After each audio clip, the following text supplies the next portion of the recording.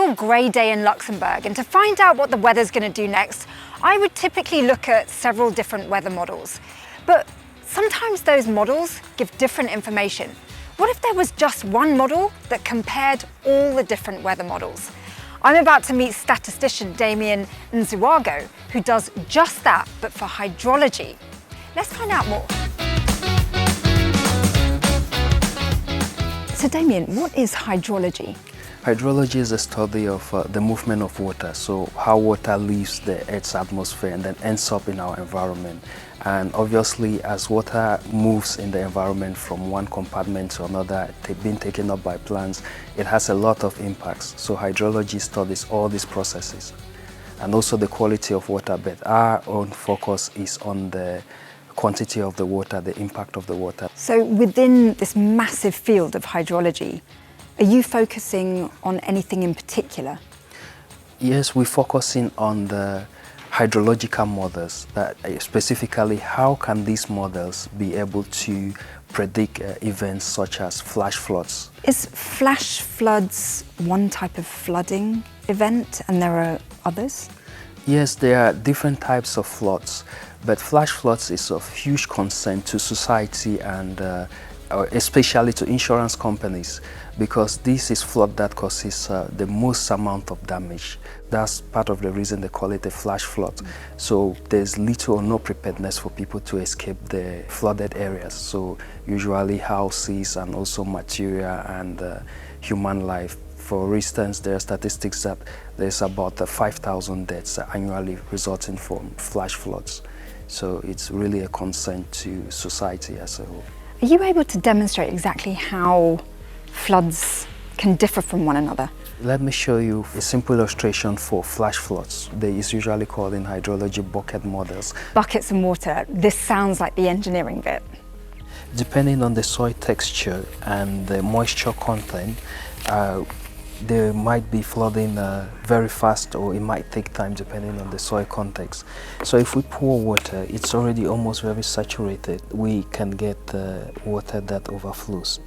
So when you say it's already saturated, it already is holding a lot of water in it's already soil. having some kind of water, and so if you have a lot of rainfall in a short amount of time, it can't really absorb, and if it cannot really infiltrate downward, then it overflows. Yeah, because it looks like the water you've poured on that hasn't really gone into the ground, it's floating on top. Yeah, because it's already saturated. And for instance, if I pour it in the second one, very dry. So the water goes down because it's not yet saturated, and so it's gonna take a long time for it, or it would absorb much more water. And also this is not only about soil, we also have plants, like I said. So if we consider this as plant, in some cases these plants will take up some of the water. It's almost like a sponge. Yeah, you see, it's gonna respond differently. The hydrological models actually study how this water leaves the atmosphere, and then various processes on how it actually goes down, infiltrates down, and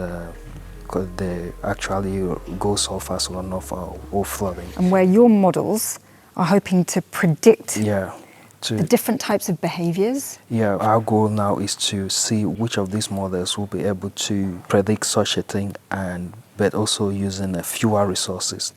Isn't it amazing how such complex research can be boiled down to just pouring water in soil? Your models are extremely complex, but they're also based on very simple principles. Yeah.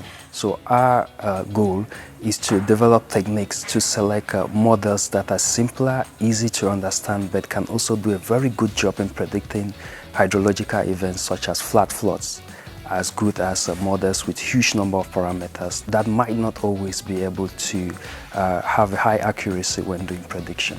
So is that where your research comes in? You're actually creating, as in coding, models that compare models? Yes, exactly. So we have developed these techniques and then program them to compare models of different types. Even though the models we've developed now are, I would say, physics-based models, but it can be applied to different types of models. And what is also striking about our research is that it's open source, so anyone can reuse the codes or improve on them. That sounds dreamy, to have one model that just gives you one answer after comparing everything that's out there. I like it.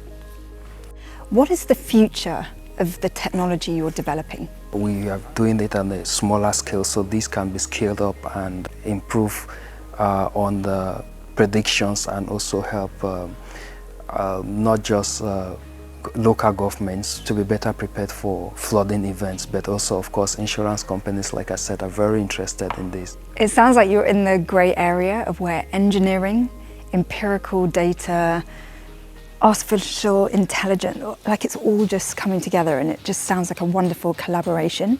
Yes, exactly. It's an interdisciplinary project, so I would say you've put it all very well. Is that your hope, that with more knowledge we can be safer?